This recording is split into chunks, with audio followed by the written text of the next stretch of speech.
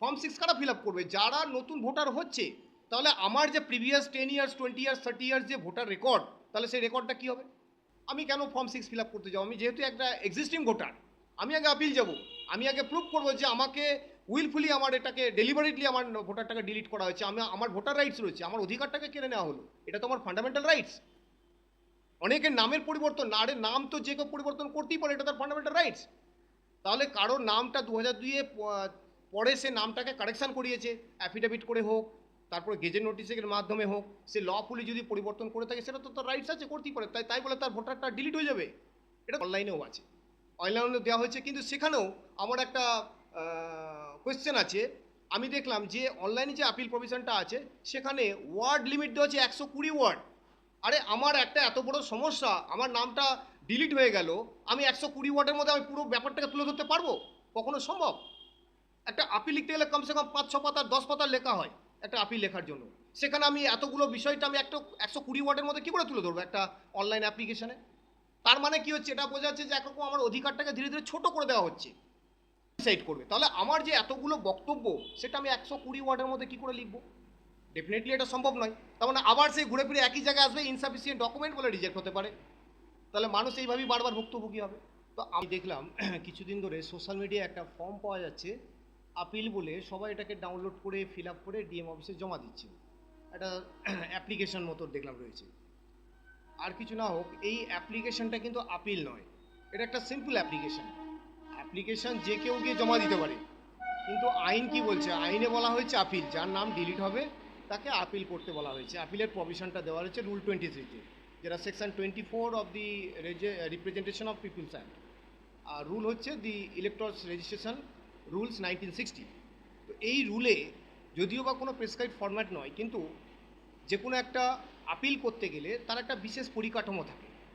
তো এই যে সোশ্যাল মিডিয়ায় যে ভাইরাল হচ্ছে, এটাতে মানুষ বিভ্রান্ত হচ্ছে, নানা নানা কথা বলছে এবং সেটাকে ফিল আপ করছে। মানুষ দিশেহারা, কারণ তাকে তার ভোটাধিকারটাকে বাঁচাতে হবে, তারা মরিয়া হয়ে উঠছে, যে যা বলছে তাই শুনছে। অনেকে শুনছি রাজনীতি দলের বাড়িতে বাড়িতে গিয়ে ওই ফর্মটাকে দিচ্ছে, যেটা ফিল আপ করে। অনেকে আবার এই 5 জনের সাক্ষীর একটা কি, এগুলো কোথা থেকে কারা দিচ্ছে জানি না, হ্যাঁ, কোথা থেকে পাচ্ছে জানি না, কিন্তু এটা কারেক্ট ওয়ে নয়। আপনি অ্যাপ্লিকেশন করতেই পারেন, কিন্তু যদি মনে করেন আপনি আইন অনুযায়ী লফুল ওয়েতে যে আপিল প্রভিশনটা দেওয়া হয়েছে, সেই আপিল প্রভিশন অনুযায়ী আপিল করবেন, তাহলে কিন্তু এই যে সোশ্যাল মিডিয়ায় ভাইরাল হওয়া যে অ্যাপ্লিকেশনটা জমা দিচ্ছেন, এটা কিন্তু প্রপার আপিল নয়। কারণ আপিলটা আপনাকে রুল 23 অনুযায়ী করতে হবে, এবং সেকশন 25-এ একটা প্রেসক্রাইব ফিজের কথাও বলা আছে, যে যদি আপনি আপিল করেন তাহলে আপনাকে একটা ফিজ জমা দিতে হবে আপিলের সাথে, তবে সেটা আপিল হিসেবে ট্রিট হবে।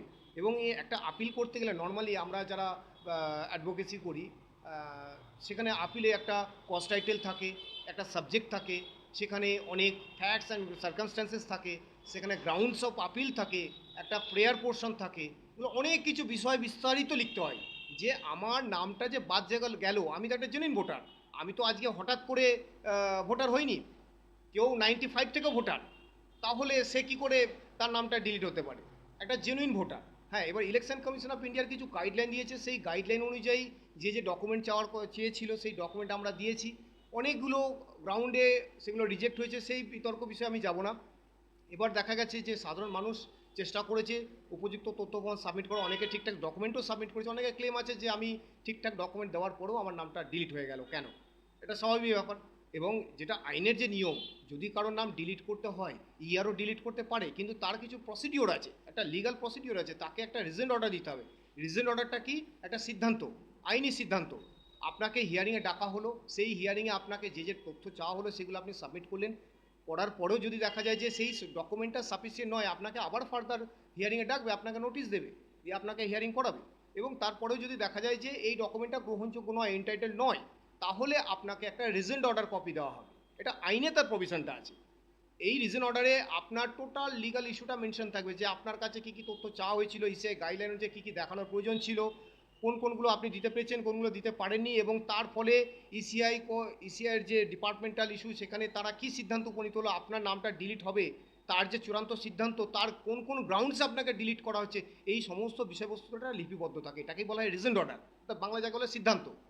সেই কপিটা আপনাকে হাতে দেবে, তারপরে গিয়ে আপনার নামটা ডিলিট হবে। কিন্তু এখানে যেটা সারপ্রাইজিংলি দেখা গেল যে আমি কোনো রিজেন্ট অর্ডার পেলাম না। আমি কোনো প্রথম হিয়ারিং করার পর আমার ডকুমেন্টটা স্যাটিসফ্যাক্টরি হলো কি হলো না, আমাকে ফার্দার কোনো হিয়ারিং অপরচুনিটি দিল না, সরাসরি ডিলিট লিস্টে নাম চলে গেল, আমি ডিলিটেড। এবার আমি কি করব?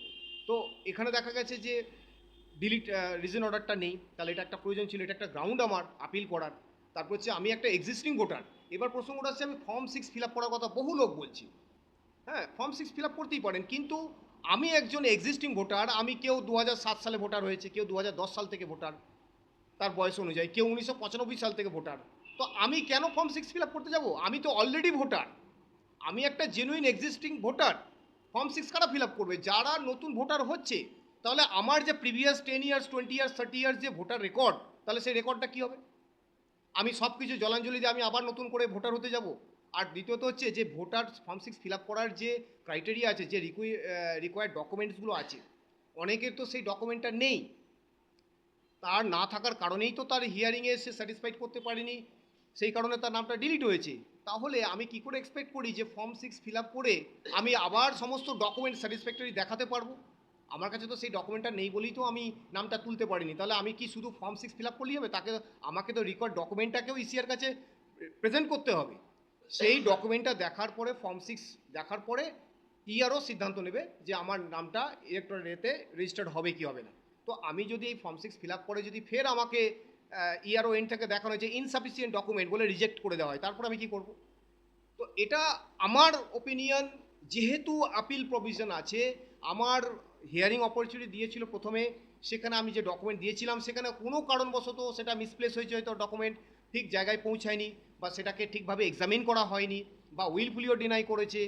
ইসিআই গাইডলাইন যে ডকুমেন্ট ছিল সেটা থাকা সত্ত্বেও যদি আমার নাম ডিলিট হয়ে থাকে, ডিলিটের পরবর্তী প্রভিশনটাই হচ্ছে আপিল। আমি আপিলে যাব। আমি কেন ফর্ম 6 ফিল আপ করতে যাব? আমি যেহেতু একটা এক্সিস্টিং ভোটার, আমি আগে আপিল যাব। আমি আগে প্রুভ করবো যে আমাকে উইলফুলি আমার এটাকে ডেলিভারেটলি আমার ভোটারটাকে ডিলিট করা হয়েছে, আমার ভোটার রাইটস রয়েছে, আমার অধিকারটাকে কেড়ে নেওয়া হলো। এটা তো আমার ফান্ডামেন্টাল রাইটস। অনেকের নামের পরিবর্তন, না, আরে নাম তো যে কেউ পরিবর্তন করতেই পারে, এটা তার ফান্ডামেন্টাল রাইটস। তাহলে কারোর নামটা 2002-এ পরে সে নামটাকে কারেকশান করিয়েছে, অ্যাফিডেভিট করে হোক, তারপর গেজেট নোটিসের মাধ্যমে হোক, সে লফুলি যদি পরিবর্তন করে থাকে, সেটা তো তার রাইটস আছে, করতেই পারে। তাই বলে তার ভোটারটা ডিলিট হয়ে যাবে? এটা তো অবাস্তব ব্যাপার। তো ডেফিনেটলি তার একটা লিগাল প্রসিডিওর আছে। আমাকে কনসার্ন অথরিটির কাছে অ্যাপ্রোচ করতে হবে, আমাকে আমার বিষয়বস্তুটাকে তুলে ধরতে হবে, ধরার পর তারপর ডিসাইড করবে তারা যে আমার নামটা কন্টিনিউ থাকবে কি না। এবার বিষয়বস্তু যে এই যে সোশ্যাল মিডিয়াতে যে এক কথার যে একটা অ্যাপ্লিকেশন ভাইরাল হচ্ছে, আপনি বলুন, আপনার অনেকগুলো কারণ থাকতে পারে ডিলিট হওয়ার। হতে পারে আপনার নামে মিসম্যাচ হয়েছে, বাবার সাথে বা মায়ের সাথে আপনার নিজের নামের মিসম্যাচ হয়েছে, হতে পারে কোনো ডকুমেন্টের একটা মিসম্যাচ হয়েছে। তো আমি ওই অ্যাপ্লিকেশনটা দেখলাম যেটা ভাইরাল হচ্ছে, একটা 2-4 লাইন একটা সিম্পল অ্যাপ্লিকেশন। আপনি বলুন, একটা মানুষের যদি কোনো রোগ হয়, সে যদি ডাক্তারের কাছে গিয়ে ডাক্তারকে তার মনের কথা, তার রোগের কথা খুলে না বলে, ডাক্তার কি করে বুঝবে যে এই রোগীটাকে মেডিকেশনে সারানো যাবে না, ওটা সার্জারি করতে হবে? আপনাকে তো আপনার বিষয়টা খুলে বলতে হবে, কোথা থেকে কিভাবে কখন কি হলো, তবে তো তারা জানতে পারবে যে কীভাবে একে মেডিকেশন করে। ঠিক তেমনি আপনার নামটা যে ডিলিট হয়ে গেল, অনেকগুলো কারণ থাকতে পারে। তাহলে এই জন্যই তো আপিল প্রভিশনটা, আপনাকে প্রত্যেকটা ফ্যাক্টস সার্কামস্ট্যান্সেসে আপনাকে রিলেভেন্ট ডকুমেন্টটাকে মেনশন করে আপনাকে দেখাতে হবে, লেখনির মাধ্যমে তুলে ধরতে হবে যে আপনার নামটা ডিলিট হয়েছে, এটা একটা অন্যায়ভাবে হয়েছে, এটা arbitrary. It should not be excluded, it has to be included. Why my name has been deleted without giving me any prior intimation, without giving me any further hearing opportunity, without giving me any reasoned order? I have to show my all the explanation. That's called the appeal. You have to mention each and every point. তো আমি একটা simple দরখাস্ত করে দিলাম, আর আপনি ভাবলেন যে এটা consider. Definitely election commission of India is a autonomous body, তাদের একটা হিউজ পাওয়ার আছে। কমিশন যদি মনে করে, ডেফিনেটলি আপনার হিয়ারিং করে আপনার নামটা ইনক্লুড করতে পারে। এটা ইলেকশন কমিশন অফ ইন্ডিয়া একটা ব্যাপক পাওয়ার আছে। আর একটা বিষয় হচ্ছে আপিল প্রভিশনটা দেখবেন অনলাইনেও আছে, অনলাইনেও দেওয়া হয়েছে, কিন্তু সেখানেও আমার একটা কোয়েশ্চেন আছে। আমি দেখলাম যে অনলাইনে যে আপিল প্রভিশনটা আছে সেখানে ওয়ার্ড লিমিট দেওয়া আছে 120 ওয়ার্ড। আরে আমার একটা এত বড় সমস্যা, আমার নামটা ডিলিট হয়ে গেল, আমি 120 ওয়ার্ডের মধ্যে আমি পুরো ব্যাপারটাকে তুলে ধরতে পারবো? কখনো সম্ভব? একটা আপিল লিখতে গেলে কমসে কম 5-6 পাতা 10 পাতার লেখা হয় একটা আপিল লেখার জন্য। সেখানে আমি এতগুলো বিষয়টা আমি একটা 120 ওয়ার্ডের মধ্যে কী করে তুলে ধরবো একটা অনলাইন অ্যাপ্লিকেশনে? তার মানে কি হচ্ছে? এটা বোঝা যাচ্ছে যে একরকম আমার অধিকারটাকে ধীরে ধীরে ছোট করে দেওয়া হচ্ছে।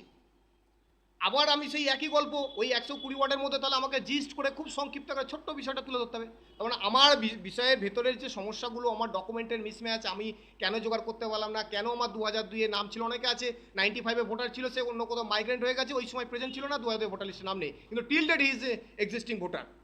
তাহলে আমার 2002-এ নাম নেই বলে আমার নামটা ডিলিট হয়ে, তাহলে আমাকে তো এক্সপ্লেনেশন দিতে হবে, আমাকে আইনের সম্মুখে আসতে হবে, ইলেকশন কমিশনকে আমাকে কনভিন্স করতে হবে যে দেখুন আমার এই সমস্যা ছিল, তারা ডিসাইড করবে। তাহলে আমার যে এতগুলো বক্তব্য সেটা আমি 120 ওয়ার্ডের মধ্যে কী করে লিখবো?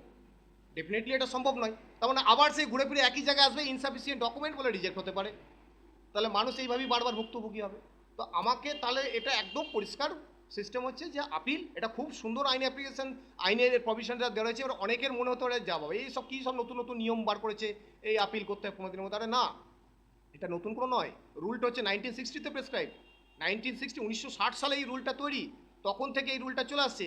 আজকের দিনে এটা প্রয়োজন হয়ে পড়েছে বলে আমাদের কাছে আমরা জানতে পাচ্ছি, কিন্তু এটা বহু পুরনো একটা রুল। এবার হচ্ছে একটা ডিইও, ডিস্ট্রিক্ট ইলেকশন অফিসার, তার ম্যাজিস্ট্রেট পাওয়ার, আপনি যদি তার কাছে ঠিকঠাক ওয়েতে যদি আপনি অ্যাপ্রোচ করেন, হি ক্যান ডিসাইড, আপনি আবার আপনার ভোটাধিকার ফিরে পেতে পারেন। অবশ্যই আপনি ডিইওর কাছে আপিল করুন 15 দিনের মধ্যে, কিন্তু আপনাকে তো ঠিক ওয়েতে আপনার সমস্যাটাকে তো কারেক্টলি তুলে ধরতে হবে, এবং তার সাথে আপনাকে এভিডেন্টারি ডকুমেন্টও প্রডিউস করতে হবে যে দেখুন স্যার আমার এই সমস্যা হয়েছে এইভাবে। তারপরে হচ্ছে ডিইও ডিসাইড করবে যে না এটা তো সত্যি জেনুইন ভোটার ছিল, হয়তো কোনো কারণবশত ডিলিট হয়ে গেছে, আবার আপনার নামটা ইনক্লুড হতে পারে। তো আমার বক্তব্য যে আমি সঠিক পদ্ধতিতে অ্যাপ্রোচ করব। আজকাল দেখছি সবাই পাণ্ডিত্য দেখাচ্ছে, সোশ্যাল মিডিয়ায় সবাই রিল বানিয়ে ছাড়ছে। আরে যে বক্তব্য রাখছে তার কথাটা শোনার আগে আগে আমাকে এটা দেখতে হবে সে কি ওই ফিল্ডের এক্সপার্ট। একটা রিক্সাওয়ালাও যদি বলে যে ফর্ম 6 ফিল আপ করো, সেটা আমাকে মেনে নিতে হবে। সে কি ফর্ম 6 সম্পর্কে কোনো আইডিয়া আছে, তার কি রুল সম্পর্কে আইডিয়া আছে? অনেক বিএলও দেখছি অনেক রকমভাবে অনেক কথা বলছে। আরে আগে আইনটা দেখুন কি আছে, সঠিক প্রভিশনটা কি বলা আছে, গাইডলাইনটা নিন, ভালো করে জানুন, তারপরে আপনি বলুন। অনেকেই বলছে, মানে এখন হচ্ছে কি সবাই ভিউজ পাওয়ার জন্য একটা মানে যা তা একটা ছোট্ট ইনফরমেশন যেই পাচ্ছে সেটাকে একটা এলোবরেট করে একদম তিল থেকে তাল বানিয়ে সোশ্যাল মিডিয়ায় ছেড়ে দিচ্ছে, মানে আইনের কোনো তোয়াক্কা করছেন। আরে যা আপনি যে কথাগুলো অনেকে যারা বলছেন, রিলস বানাচ্ছেন, আপনি ভাবতে পারছেন না যদি আপনি একটা কোনো মিস্টেক করেন, কোনো উল্টোপাল্টা কিছু বলে বসেন, কালকে যদি ইসিআই আপনার এগেনস্টে নোটিশ জারি করে, তারপর আপনার কি হবে? চিরের বাইশ ফেল হয়ে যাবে জবাব দিতে দিতে, অত সোজা নয়। সুতরাং যে বক্তব্য যারা রাখছেন এই এসআর সংক্রান্ত বা এই ইলেকশন সংক্রান্ত বা এই ভোটার রেজিস্ট্রেশন সংক্রান্ত, আগে আইনটা জানুন, রুলটাকে পড়ুন কি আছে, তারপর এক্সপ্লেনেশন দিন, মানুষকে সঠিক গাইড দিন। মানুষ বিভ্রান্ত হয়ে আছে যে আমি ফর্ম 6 ফিল আপ করবো না অনলাইনে আপিল করব, না আমি ম্যানুয়ালি আপিল করব, না ওই যেটা একটা ফর্ম একটা ভাইরাল হয়েছে সেইটা দিয়ে আমি অ্যাপ্লিকেশন জমা করবো, কোনটা ঠিক কোনটা বেঠিক মানুষ বুঝতে পারছে না। সঠিক গাইডটা দিন। আপনারা দেখছেন গ্রাম বাংলা নিউজ, সবার সাথে সবার পাশে।